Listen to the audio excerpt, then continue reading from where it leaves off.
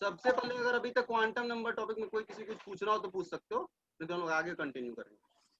कुछ अगर डाउट है तो किसी को भी कुछ पूछो। नहीं है कोई डाउट? नहीं है तो हम लोग आगे कंटिन्यू करेंगे। अब देखो आगे क्या टॉपिक वो समझो। आज जो हम लोग पढ़ने वाले हैं वो ये पढ़ने वाले हैं, तो हटा ही दो।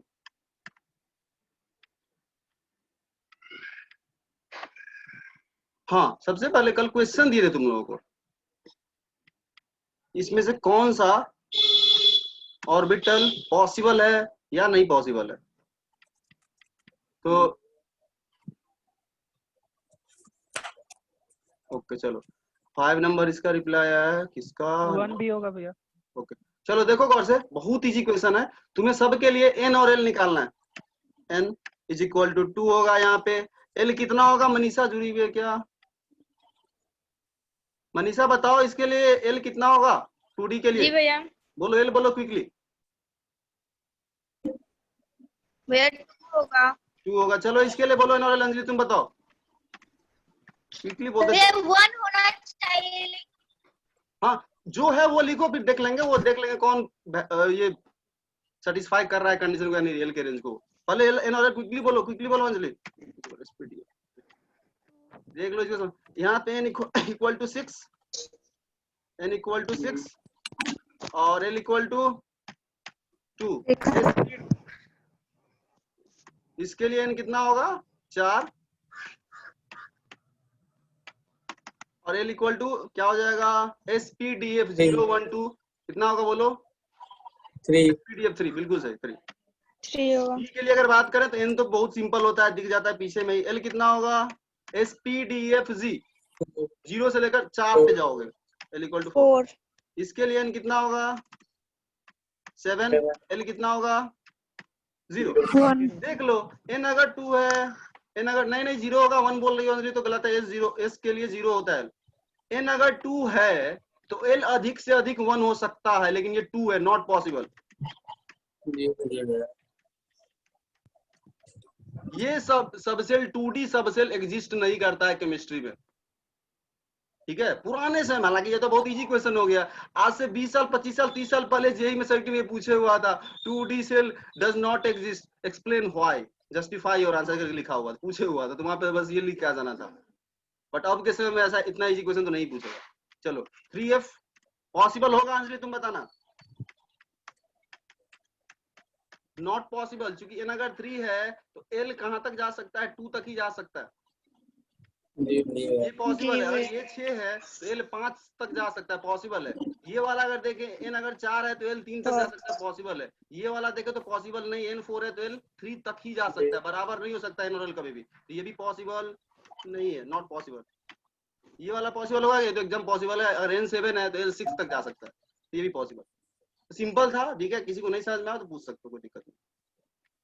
अब आज क्या पढ़ने वाला वो देखो, हम लोग 4 तरह का क्वांटम नंबर पढ़ लिए, जो चारों क्या है? एक तरह का सेट ऑफ इंटीजर्स है, हालांकि स्पिन क्वांटम नंबर इंटीजर नहीं है, +1/2 -1/2 इंटीजर नहीं, बाकी 3 क्वांटम नंबर इंटीग्रल वैल्यू भी लेता है। ये 4 सेट ऑफ नंबर्स है अपने पास, सेट ऑफ 4 नंबर्स है, ठीक है?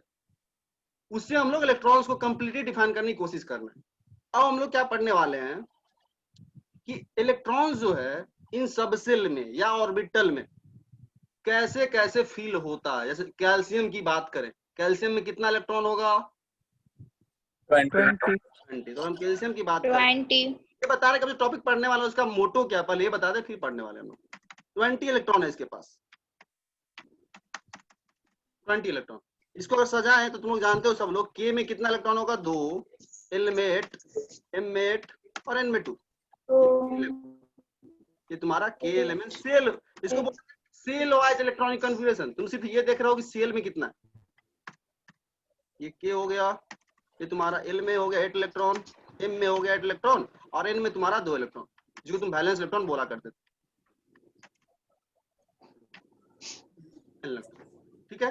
के लिए प्रिंसिपल क्वांटम नंबर 1 है, इसके लिए 2 है, इसके लिए 3 है, इसके लिए 4th है, 4th ऑर्बिट है। अब हम लोग क्या पढ़ने वाले हैं, तो सिंपल सेल वाइज तुम बोलती पहले सेल के अंदर 2 इलेक्ट्रॉन है कैल्शियम का, दूसरे सेल में 8 इलेक्ट्रॉन है, बट हम तुमसे पूछे दूसरे सेल के अंदर, यहाँ ध्यान देना n इज इक्वल टू 1, जब तुम लिख रहे हो स्मॉल n समझना, तुम लोग कैपिटल हो जाता है, n इक्वल टू 1 जब लिखे, यानी k के लिए बात करें, तो k में कौन कौन सा सब सेल होगा, 1s। रिपीट करना, पीछे के क्लास अगर कोई लिंक नहीं कर पा रहा हो तो पीछे से जाके देखना वापस से और फिर लिंक करना, 1s। जब n इक्वल टू 2 है तो इसमें 2 सब सेल होगा, l का वैल्यू होगा, n इक्वल 2 होगा तो इसमें कौन कौन सा होगा सब सेल, 2s 2p और एक और होगा 2p भी, कितना, फिर n इक्वल टू 3 करें यानी m सेल, तो इसमें क्या होगा 3s 3p 3d। n equal to 4 की बात करें तो तुम्हारा 4 पे तो 4 ही होगा, 4s 4p 4d 4f। देखो पहला था तो एक सबसेल, दूसरा था तो 2 सबसेल, तीसरा था तो 3 सबसेल, चौथा था तो 4 सबसेल। डिस्कशन हम लोग ये कर चुके हैं ऑलरेडी।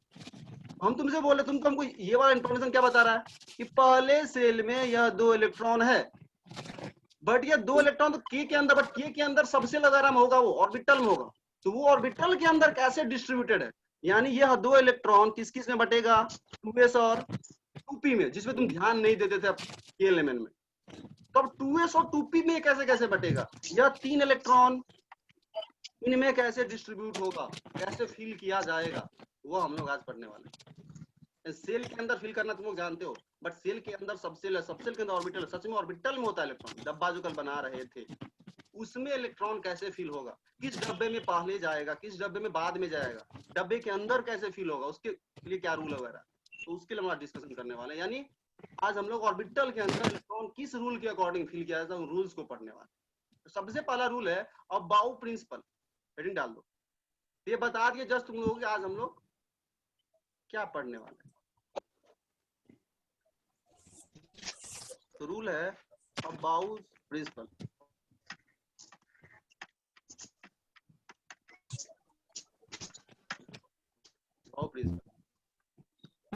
देखो ये क्या बोलता है,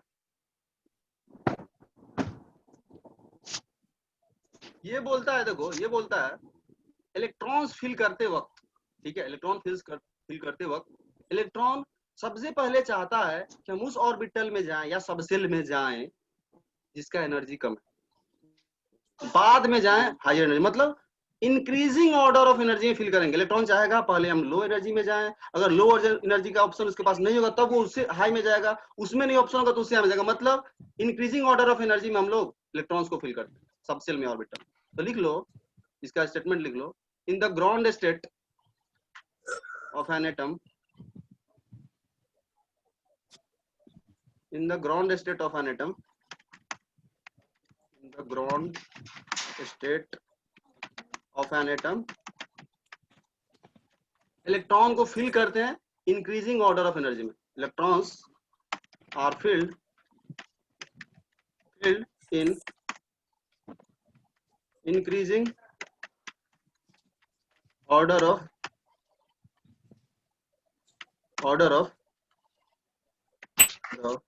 the energies of सबसेल या ऑर्बिटल, सबसेल या ऑर्बिटल के increasing order of energy fill करोगे, सबसेल्स या फिर ऑर्बिटल। इस सबसेल के अंदर ही डब्बा होता है तो सबसेल बोलो या ऑर्बिटल बोलो।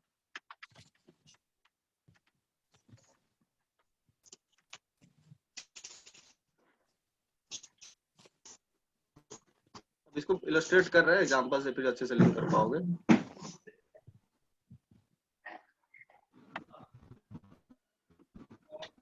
अब यहाँ एक टर्म देख लो जस्ट तुम लोग, एक टर्म है ग्राउंड स्टेट, ठीक है, एक ग्राउंड स्टेट होता है, हालांकि यहाँ पे बहुत ज्यादा यूज इसका नहीं होने वाला, बट यहाँ पे यूज के बता दें ग्राउंड स्टेट का मतलब क्या। किसी एटम का एक होता है ग्राउंड स्टेट और एक होता है एक्साइटेड स्टेट, लिख सकते हो कहीं, एटॉमिक स्टेट हम लोग डिटेल में पढ़ने वाले इसके बारे में वैसे। तो जस्ट यहाँ पे अलग से टर्म लिख लो, मतलब समझ गए होगे। इलेक्ट्रॉन चाहता है कि हम पहले जाएं उस सबसेल में या उस ऑर्बिटल में जिस डब्बे का एनर्जी कम है, फिर जाएं उससे ज्यादा वाले एनर्जी में, उससे ज्यादा वाले एनर्जी में, पहले हाई एनर्जी में जाए, पहले लो एनर्जी में जाएगा, फिर उससे बड़ा, फिर उससे बड़ा, उससे बड़ा, असेंडिंग ऑर्डर बोलो या इंक्रीजिंग ऑर्डर बोलो। अब यहाँ पे एक जो टर्म यूज हुआ है ग्राउंड स्टेट है, उसको हम बताते क्या है।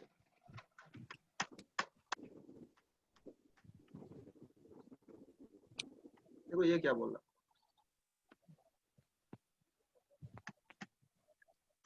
पहले ये वाला ग्राउंड स्टेट। दो तरह का स्टेट होता है किसी एटम का, लिख सकते हो यहाँ पे जस्ट स्टेट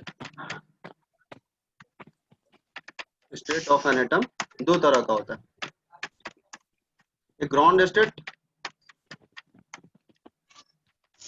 और एक एक्साइटेड स्टेट।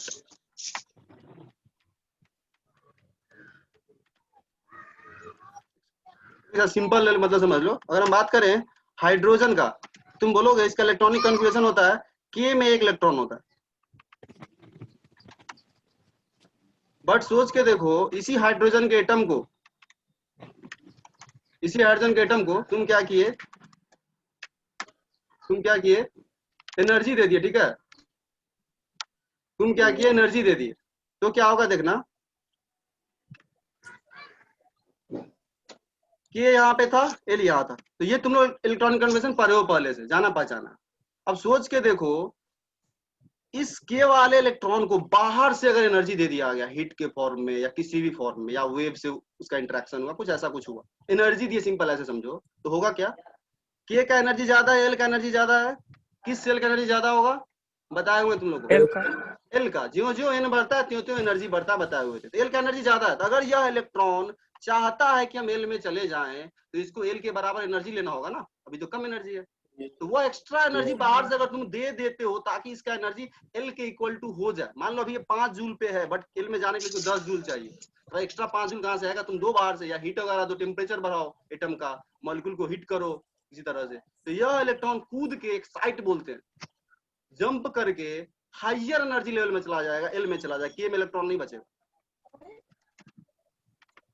और इसको बोलेंगे कि यहाँ पे हाइड्रोजन एटम एक्साइट हो चुका है, और ये जो हाइड्रोजन वो ग्राउंड स्टेट में था, तो ग्राउंड स्टेट का कम एनर्जी होगा, एक्साइटेड का कम एनर्जी होगा, बिल्कुल सही, लिख लो जस्ट, ग्राउंड स्टेट में जब एटम होता है उसका एनर्जी लोअर होता है, एक्साइटेड में जाता है तो उसका एनर्जी हाई हो जाता है, और जब एनर्जी लो होगा तो स्टेबिलिटी क्या होगा, ज्यादा होगा। ध्यान रखना किसी का एनर्जी अगर कम है इसका तो स्टेबल है, हाइयर स्टेबिलिटी, और ये चूंकि एनर्जी इसका ज्यादा है तो अनस्टेबल होगा, रिलेटिव, हालांकि अनस्टेबल नहीं बोलेंगे हम, इसको बोलेंगे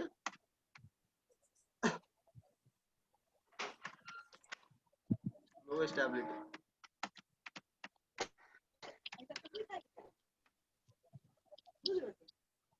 रिलेटिवली और स्टेबल कम होगा,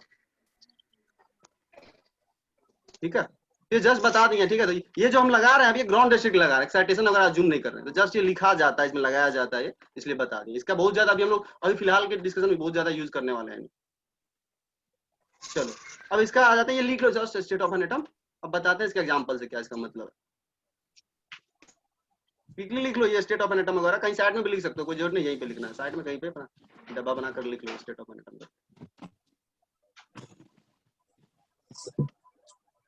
जस्ट इसमें दिखाना है तो ऐसा कुछ दिखा सकते हो कि यहाँ से यहाँ जाने में यह एटम एनर्जी लिया होगा प्लस कुछ एनर्जी इसको दिए होगे तुम, तभी एक्साइट हुआ होगा, और वो एनर्जी तुम किसी फॉर्म में दे सकते हो, डायरेक्ट हिट करो एटम को, टेम्परेचर बढ़ाओ उसका, या फिर वेव से उसका इंटरेक्शन करा दो, लाइट फॉल करा दो, ऐसा कुछ करा सकते हो, इसी तरीके से उसको एनर्जी चाहिए। चलो ठीक है, लिख लिए सब लोग इतना, बाकी लोग इधर मनीषा अंजलि लिखी तुम लोग, चलो सही है फिर, जी भैया, चलो सही है, इसको करते हैं क्लियर, और अब नीचे आते हैं स्टेट ऑफ एन एटम। हाँ बोलो, फिर जो एनर्जी दी है फिर से ले लेगा तो ये फिर से के स्टेट में आ जाएगा, हाँ ले लेगा फिर से एनर्जी, और लूज कर देगा तो के में आएगा, 5 पे था 10 पे चला गया, 10 से फिर उसके बाद 5 पे आना है ना, तो एनर्जी लूज करेगा। ये जो स्पेक्ट्रम वगैरह पढ़ना है हम लोग एटॉमिक स्ट्रक्चर में, तुमको जहां पे जाना है अपना एनर्जी उस स्टेट के बराबर करना होगा, तुम 5 पे 10 पे जाना, एक्स्ट्रा 5 लो, 10 से 5 पे आना है, 5 लूज करो कहीं पे,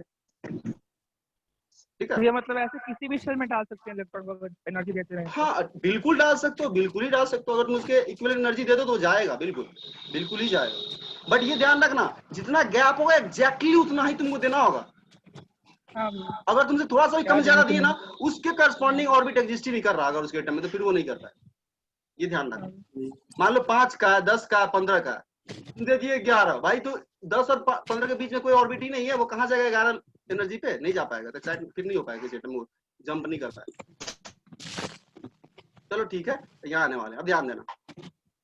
यानी ये तुम प्रिंसिपल क्या बता रहा है वो समझना। मान लो किसी एटम में 2s है, 3s है, 4p है। 4p मतलब चौथा ऑर्बिट का p सबसेल, 3s मतलब थर्ड ऑर्बिट का s सबसेल। मान लो 3d है, ठीक है, और मान लो 5p है, कुछ ऐसा 5p या इसको इधर करो 5p इधर करो, कुछ भी ऑर्डर कुछ भी लिखो। हम तुमसे पूछे कोई इलेक्ट्रॉन है किसी एटम का, कोई इलेक्ट्रॉन है, कोई इलेक्ट्रॉन है, या मान लो इलेक्ट्रॉन लिख, कोई इलेक्ट्रॉन है। इस इलेक्ट्रॉन से हम पूछ रहे हैं ये इलेक्ट्रॉन पहले किस सबसेल में जाना प्रेफर करेगा। इसके पास ऑप्शन है, मान लो 2s 3s 3d 5p 4p। ये इलेक्ट्रॉन है, इसके सामने 4-5 सबसेल या ऑर्बिटल पड़ा हुआ है। यह इलेक्ट्रॉन इस लॉ के अकॉर्डिंग या प्रिंसिपल के अकॉर्डिंग किस सबसेल में सबसे पहले जाना प्रेफर करेगा? तो क्या आंसर दोगे तुम लोग? 2s। नहीं, किस में जाना चाहेगा? अभी हम तुझे नहीं बोलेंगे तुम कौन में जाएगा, बोल किस में जाना चाहिए। ये क्या, जाना चाहेगा, ये क्या देखेगा? जिसका एनर्जी कम, लोवेस्ट एनर्जी बिल्कुल से सबसे ये लोवेस्ट। डिसाइड करेगा इन 5 सबसेल में किसका एनर्जी सबसे कम है, वहां जाएंगे पहले। अब आता है क्वेश्चन, ये कैसे पता करें किसका एनर्जी कम है किसका एनर्जी ज्यादा है? ये कैसे पता करें कि किसका एनर्जी इस 5 में कम है किसका ज्यादा? इसी पे ऑब्जेक्टिव क्वेश्चन से बनता है कम्पिटिशन। ये 5 दे देगा, बोलेगा बताओ इसमें सबसे ज्यादा एनर्जी किसका है, सबसे कम किसका है, ऑर्डर में सजाओ, एनर्जी का ऑर्डर में सजाओ। तो यहाँ पे क्वेश्चन आ गया कि अब इसका एनर्जी का ऑर्डर कैसे पता करें, किसका कम है किसका ज्यादा, तब तो फिल करोगे। तो उसी के लिए रूल है एक n+l रूल, जो तुम्हें डिफरेंट सबसेल के एनर्जी का ऑर्डर को बताता है। अब ध्यान देना, वह रूल कहाँ से आया है? एनसीईआरटी का तुम्हारा बुक है, तो देखो पेज नंबर 57 में एक जगह लिखा हुआ है, जाके देखना बुक में एक जगह लिखा हुआ है कि सबसेल का जो एनर्जी है, सबसेल का कोई भी सबसेल का एनर्जी जो है वो n और l का कॉम्प्लेक्स मैथमेटिकल फंक्शन होता है। किसी भी सबसेल का एनर्जी जो होता है वो बहुत ही कॉम्प्लेक्स फंक्शन होता है, n और l का प्रिंसिपल क्वांटम नंबर और एजीमुथल क्वांटम नंबर का कॉम्प्लेक्स फंक्शन होता है, मैथमेटिकल कॉम्प्लेक्स फंक्शन होता है, जिसका एनालिसिस हम लोग को नहीं करना है। तो उस फंक्शन को मतलब समझ जाओ, हायर लेवल पे वो फंक्शन निकाला गया होगा जो यहाँ पे नहीं दिया होगा। उस फंक्शन के इंक्रीजिंग डिक्रीजिंग नेचर को ऑब्जर्व किया गया होगा डिफरेंशिएशन वगैरह लगा करके, और उसी से जुगाड़ ला करके रूल तुम्हारे 12th क्लास 11th क्लास में डाल, जिसको बोलते हैं n+l रूल। बता दिया आया कहाँ से, बट तुमको उसमें जाना नहीं है। कॉम्प्लेक्स मैथमेटिकल फंक्शन है, उसके इंक्रीजिंग डिक्रीजिंग बिहेवियर को कैलकुलस से ऑब्जर्व किया गया होगा, और उसी से एक रूल को डिराइव किया गया जो तुम्हारे लेवल पे जस्ट लिख दिया गया है कि ऐसे फॉलो करो, तुमको पता चल जाए किसका ज्यादा है किसका कम। तो उसके लिए रूल है n+l रूल, लिखो। इसको हटा सकते हो, जस्ट बोल दिए। एनसीईआरटी में लिखा हुआ है कि एनर्जी जो होता है सबसेल का वो एक कॉम्प्लेक्स मैथमेटिकल फंक्शन होता है, प्रिंसिपल क्वांटम नंबर और। तो एनर्जी के लिए इसको लिए हमारे पास एक रूल है n+l रूल। ये लिखो और लिखो इस रूल के बारे में। यह रूल पहले यूज किस चीज के लिए होगा? तुम्हें बताएगा दो सबसेल में किसका एनर्जी कम है किसका एनर्जी ज्यादा है। लिख लो, this rule is used to arrange this rule is used to arrange different subcells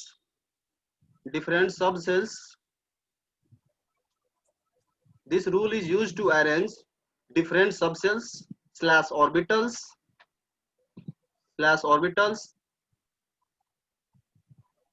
in increasing slash decreasing order of their energy. This rule is used to arrange different subcells slash orbitals in increasing या decreasing order में जा सकते हो, किसका ज्यादा है किसका कम है।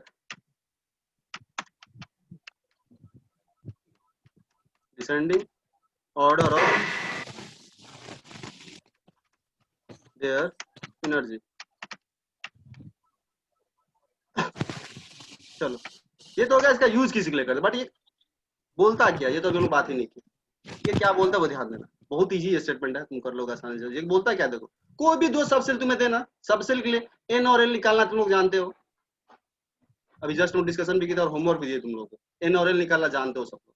तो क्या करो, दोनों सबसेल के लिए एन और एल निकाल लो, जो भी दो सबसेल तुमसे पूछे 4p और 3d में किसका एनर्जी कम है किसका एनर्जी ज्यादा हमें बताओ। तो तुम कुछ नहीं करोगे, पहले 4p का एन निकाल लोगे। एन कितना है इसका, क्विकली बोलो। 4। इसका एल कितना है, इसका एल कितना है, 1। 1 सिमिलरली 3d का एन कितना है, 3 3 एल कितना है, 2 2 2 ये रूल बोलता है दोनों सबसेल के लिए n प्लस एल निकाल लो। इसके लिए n प्लस एल कितना आ रहा है, 5 5। और दूसरे के लिए कितना आ रहा है, सेकंड के लिए इसको 5p कर दो, दूसरा रूल में वो बताएंगे। सेम आ जा रहा था यहाँ पे, ठीक है, सेम आएगा तो क्या करेंगे बताने वाले, बट फर्स्ट एग्जांपल वो नहीं लेना चाहिए हमको। n plus l is equal to कितना आ रहा है इसके लिए, ये हो जाएगा 5, 6 ये हो जाएगा 6, और इसके लिए कितना आ रहा है 5 5। ये क्या बोलता है, जिस सबसेल के n प्लस एल का वैल्यू कम होता है ना उसका एनर्जी कम होता है। n प्लस एल रूल बोलता है दो सबसेल तुम्हें गिवन है, दोनों के n प्लस एल निकाल लो, जिसके लिए कम है समझ जाओ उसका एनर्जी क्या है, कम है। उस सबसेल के अंदर अगर कोई इलेक्ट्रॉन रहेगा तो उसका एनर्जी कम होगा, और इसलिए इलेक्ट्रॉन चाहेगा उसमें पहले जाए फिर बाद वाले में। तो लिख लो, ये रूल लिख लो, पहला रूल में लिख लो।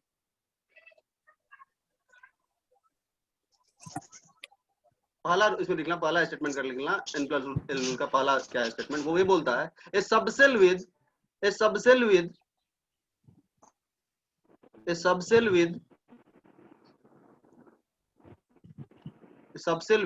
lower value of n plus l, a subcell with lower value of n plus l has low energy या लेस एनर्जी। जिसके लिए n plus l का मान कम आए समझ जाओ उसका एनर्जी कम है।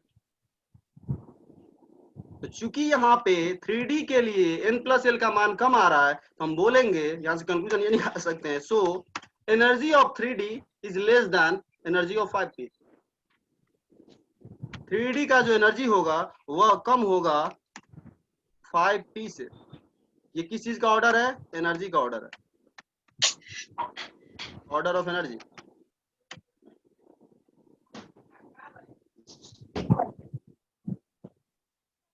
ये एग्जांपल लिखो, पहला रूल लिख कर ये एग्जांपल वहां पे दिखाना।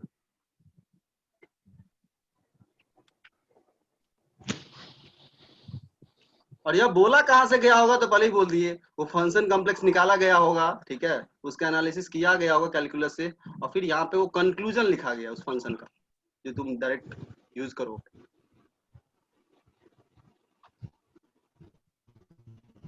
वो फुली लिख लिए होगे सब लोग, लिख लियो तो बोल देना एक बार।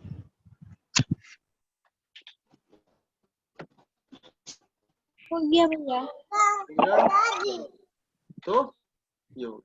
अब क्वेश्चन आता है, ऑब्वियसली तुम्हें कोई क्वेश्चन पूछना भी चाहिए। अगर n प्लस एल दोनों के लिए बराबर आ गया तो, n प्लस एल अगर बराबर आ गया तो, जैसे हम लिए थे जस्ट पहले एग्जांपल, दूसरा अगला रूल लिख लो, दूसरा रूल लिखो, if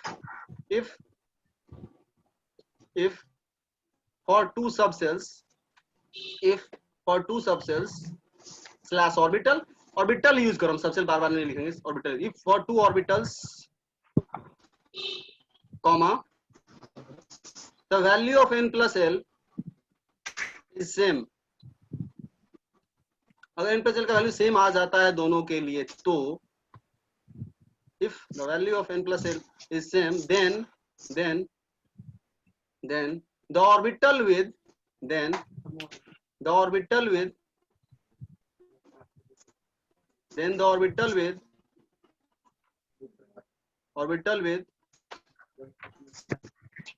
lesser value of n, less value of n, जिसके लिए n का वैल्यू कम हो उसका एनर्जी कम होगा। Then the orbital with lesser value of n has lower energy, has lower energy. अगर दो सबसेल ऐसा लेते हो जहां पे यह जोड़ने पे n प्लस एल सेम आ जाता है, फिर यह रूल बोलता है कि जिस सबसेल के लिए n का वैल्यू कम आया है उसको मान के चलोगे उसका एनर्जी कम है। एग्जाम्पल, इसको कर दो 4p, जो ले लिए थे हम फर्स्ट में, ये हो जाएगा 4। अब देखो तो n प्लस एल कितना आ रहा है 5। बताओ मनी साहब किसका एनर्जी कम होगा इन दोनों में इस रूल के अकॉर्डिंग? भैया सेम है दोनों। हाँ तो सेम है ना, तो रूल लगाओ, जिसके लिए n का वैल्यू कम है उसका एनर्जी कम होगा। अगेन ऑर्डर यही रहने वाला है, 3D का एनर्जी कम होगा। तो अगर सेम आता है तो फिर n से चेक करो। अब किसी के मन में आ रहा होगा भैया n प्लस एल भी सेम आ जाए और n भी सेम आ जाए, हाँ भैया। आ रहा है क्या मन में? अगर ऐसा आया इसका मतलब वो दोनों सबसे डिफरेंट है ही नहीं, सेम ही हो जाएगा। भाई सोचो n प्लस एल भी सेम है, n भी सेम है, सब l भी सेम रहा होगा। दो चीज का सम सेम है, उसमें से एक क्वांटिटी भी सेम, दूसरा क्वांटिटी भी सेम ही रहा होगा, पता नहीं लिंक कर पा रहे हो कि ये समझ में आ रहा है तुम लोगों को हम क्या बोल रहे हैं? इसीलिए वैसा भैया। केस आएगा ही नहीं कि n प्लस एल भी सेम हो और n भी सेम हो। x प्लस वाई भी सेम है, x भी सेम है, तो भाई y को भी सेम होना पड़ेगा। y भी सेम हो गया, इसका मतलब प्रिंसिपल क्वांटम नंबर भी वही है, l भी वही है, तो भाई सेम ही सबसे ले रहे हो, फिर किसको कंपेयर कर रहे हो? इसका मतलब ये हो गया तुम यहाँ पे 4p लिख दिए और यहाँ पे 4p लिख कर कंपेयर कर रहे हो, तो दोनों का एनर्जी सेम होगा, सेम ही चीज को सेम ही से कंपेयर कर रहे हो, इसका मतलब तो ऐसा सीन आने वाला नहीं है। चलो या n प्लस रूल से तुम क्या कर सकते हो, एनर्जी का ऑर्डर डिसाइड कर सकते हो, तभी तो फील कर पाओगे इस रूल के अकॉर्डिंग। जब पता ही नहीं चलेगा कौन किसमें कम है किसके ज्यादा, फील कैसे करोगे? तो फुली समझ में आ गया होगा, ठीक है। इस पे क्वेश्चन आता है बेसिक, तुमको 4-5 सबसेट ले देगा, 3 4s 4 5 ऐसे करके ऑप्शन देगा, इसका असेंडिंग ऑर्डर में एनर्जी का ऑर्डर है, ये ग्रेटर देन ये ऑर्डर सजाया रहेगा ऑप्शन से, आता है क्वेश्चन, आया होगा। चलो ठीक है, तो ये हम लोग डिस्कस कर लिए n plus l rule energy order को डिसाइड करने के लिए। एक लाइन लिखना चाहो तो n प्लस एल रूल किस चीज के लिए? एनर्जी ऑर्डर को डिसाइड करने के लिए। भैया हाँ बोलो, भैया हाँ बोलो बोलो, भैया एक सबसेल में अलग अलग हाँ बोलो। और वाइटल का एनर्जी अलग अलग होता है, सेम होता है? नहीं सेम होता है, सेम होता है, सेम होता है, बताएंगे। एक सबसेल हाँ, एक सबसेल के अंदर जितना ऑर्बिटल होगा सबका एनर्जी सेम होगा, तो बोलते डीजेनरेट ऑर्बिटल्स। बताने वाले, टेंशन मत लो, आने वाले हम लोग पूरा डिस्कस करें। चलो ये अब बाहो प्रिंसिपल का कहानी हो गया। अब यहाँ ध्यान देना गौर से,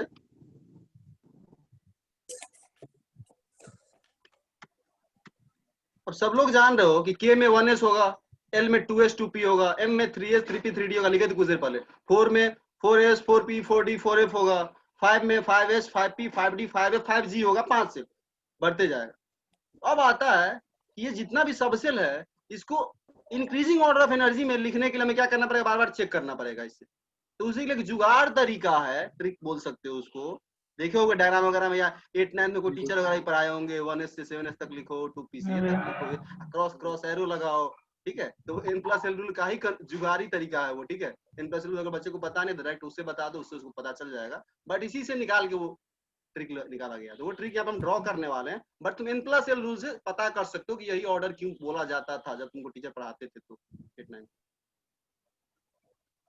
यहाँ order of energy of different subset इसी रूल के अकॉर्डिंग निकाला गया, order of energy of different subset. इसके लिए जुगाड़ क्या है, देखो तुमको करना क्या, वो देखो लिखते जाना है, पहले में s भरते जाओ, पहले कॉलम में 1s 2s 3s 4s, जहां तक मानो वहां तक लिखो, कोई दिक्कत नहीं है, बट तुम 5s 6s के बाद यूज करने वाले नहीं हो, 7s तक हम जा रहे हैं। देखना वैसे एनसीईआरटी में दिया हुआ है, और जस्ट बता दें 2p 3p 4p 5p 6p और ये 7p। अब बोलोगे 1p क्यों नहीं लिए, बताओ तुम लोग को आंसर देना है। वन है तो ठीक है, 1p एग्जिस्ट ही नहीं, 1p एग्जिस्ट ही नहीं करेगा वो। n l के n बराबर 1 के लिए 1 हाँ, तो तुम समझ रहे हो, तुम लोग समझ सकते हो ये चीज, इसलिए हम बोलेंगे नहीं। तो ये क्वेश्चन आता था जब मान लो बहुत छोटे वीडियो 1p क्यों नहीं ड्रॉ किए, सब सभी बोलते थे नहीं होता है, मान लो 4d 5d 6d 7d। Similarly f में आओगे तो f में देखो 4f से स्टार्ट ही होता है, मतलब ना 3f एग्जिस्ट करेगा, ना 2f एग्जिस्ट करेगा, ना 1f एग्जिस्ट करेगा। सब में वो n और l का जो वैल्यू होता है वो रेंज के अकॉर्डिंग नहीं होगा। इसी 4f 5f 6f और 7f। g को हम लोग नहीं लेने वाले, यूज नहीं करोगे तुम इसमें। आगे तुम ड्रॉ कर सकते हो यहाँ से 5g 6g 7g फिर h कंटिन्यू कर सकते हो, कोई ऐसा नहीं, बट यूज हम लोग मोस्टली यही करेंगे। अब देखो ये क्या बोलता है, तुम्हें एरो ऐसे बनाते जाना है, सबसे कम एनर्जी होता है 1s का, फिर 2s का, फिर जो लाइन आएगा उसमें क्या आएगा, क्रॉस करोगे तो 2p और 3s दोनों कट होगा। अगला लाइन लोगे तो 3p और 4s आएगा। अगला लोगे तो 3d 4p 5s आएगा।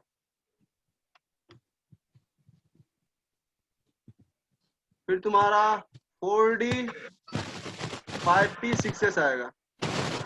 फिर उसके बाद तुम्हारा आएगा, ड्रॉ करते चलना क्योंकि इसमें कुछ है नहीं बताने को, तुम लोग जो थ्योरी है वो जान चुके हो। 4f 5d 6f से 7s आएगा। फिर उसके बाद आएगा तुम्हारा 5f 6d 7p, ठीक है, ऐसा कुछ है। इतना तक लिखो, ज्यादा की जरूरत इससे बात जरूरत है नहीं। तो ऑर्डर अगर लिखेंगे यहाँ पे एनर्जी का तो लिखेंगे सबसे कम एनर्जी 1s, उसका दूसरे ऑर्डर पे क्या आ रहा है 2s, तो 1s से बड़ा एनर्जी, ये एनर्जी का ऑर्डर है 2s, इससे बड़ा एनर्जी 2p 3s, एरो लेते जा रहे हैं 3s। उसके बाद देखो 2p 3s, उसके बाद 3p और 4s है, 3p और 4s। एरो पे जो जो है ऊपर से नीचे लिखते जा रहे हैं। फिर उसके बाद जो एरो लिए हैं 3d 4s के बाद है 3d, देखो यहाँ 3d 4p 5s, तो लिख दो 3d का एनर्जी आएगा, 4p का एनर्जी आएगा, 5s का एनर्जी आएगा। फिर 5s के बाद अगर देखो अगला एरो तो 4d 5p 6s, 4d 5p 6s। फिर उसके बाद अगर देखो 6s के बाद देखो तो देखो क्या है 6s वाले के बाद 4f 5d 6p 7s, 4f 5d 6p 7s, 6p 7s, बस काफी है। 7s के बाद तुमको रेयरली यूज होने वाला लिखना है तो लिख सकते हो 5d 6d 7p जो भी, ठीक है, लिख सकते हो, लिखना चाहो इतना लिख लो। 2 4 10 12 18 20 30 36 38 48 54 56 56 और 14 70 70 10 80 86 तो 88 नंबर एलिमेंट तक यहाँ तक सिमट जाएगा इलेक्ट्रॉनिक कन्फिगरेशन, 88 तक। और ऐड करना है तो कर लो। 7s के बाद लिख सकते हो 5f 6d 7p, 5s 5f था, सॉरी, कर लेना, हम ये जूम करके चल रहा है, तुम लोग कर लोगे यहाँ से आगे। 5f 6d 7p 88 और ये कितना हो गया 14, तो आ गया तुम्हारे 102 तक हो जाएगा। यहाँ पे 102 तक का तुम लिख सकते हो, मतलब समझ जाओ, ऐसा कि तुम्हें बोल दें 118 एलिमेंट तक का इलेक्ट्रॉनिक कॉन्फ़िगरेशन तुम अगर लिखोगे ना तो 7p से पहले ही निपट जाएगा। 7p के बाद तुम यूज करने वाले नहीं हो, ये वाले को यूज नहीं करने वाले। 118 तक का बात कर रहे हैं, हालांकि तुमको उतना तक का इजी पढ़ना भी नहीं। चलो ये हम लोग ऑर्डर लिख लिए, इसी ऑर्डर में हम लोग इलेक्ट्रॉन को फिल किया करेंगे। जब इलेक्ट्रॉनिक कन्फिगरेशन sp-df पे लिखेंगे तो पहले 1s में जाएगा, फिर 2s, जैसे k और एलिमेंट होता था ना वैसे इसमें भी, इसमें 1s में, फिर 2s में, फिर 2p में, ठीक है। ये ऑर्डर ऑफ एनर्जी का ये मतलब समझ लो आप बाहो प्रिंसिपल के, तुम अगर चेक करके देखोगे ना तो n plus rule l rule के अकॉर्डिंग ये अरेंजमेंट है। n प्लस एल के अकॉर्डिंग सजाया गया है। कभी भी तो कोई भी 2 लेके चेक करो, देखना जो पीछे होगा ना उसके लिए n प्लस एल का वैल्यू कम रहा होगा, अगर बराबर रहा होगा तो तुम देखोगे इसमें n जिसका कम होगा वो पहले आया होगा। तो तुम चेक कर सकते हो n प्लस एल के अकॉर्डिंग ही है ये, लिखना है तो जस्ट लिख लो। यह ऑर्डर कहाँ से लाया गया है, तो according to n plus l rule, ये ऑर्डर वहां से लाया गया है, बट याद रखने के लिए हम लोग ऐसा पैटर्न बना लिए। और सच में देखो तो इसका रो अगर देखो इस अरेंजमेंट का 1s बता रहा है, पहले सेल में 1s है, दूसरे में 2s 2p है, तीसरे में 3s 3p 3d है, चौथे में 4s 4p 4d है 4f है, यानी k का लिखे हुए एक रो में, l का लिखे हुए दूसरे रो में, m में जो सब सेल है वो लिखो तीसरे रो में, ऐसे करके लिखा गया अगर देख पा रहे हो। चलो ठीक है, इसको अब करते हैं हम क्लियर। तो हम लोग शायद एक ही डिस्कस किए क्या, 3 करना था डिस्कस, एक ही में टाइम लगा दिए। चलो ठीक है कोई नहीं, वापस से हम लिंक ये करते हैं। लिख लिए तुम लोग क्या, इसको पहले ये बोलो, लिख लो पहले। लिख लिए भैया। लिख लिए हो तो क्लियर करते हैं, मीटिंग वापस से हमको लिंक जनरेट करना पड़ेगा।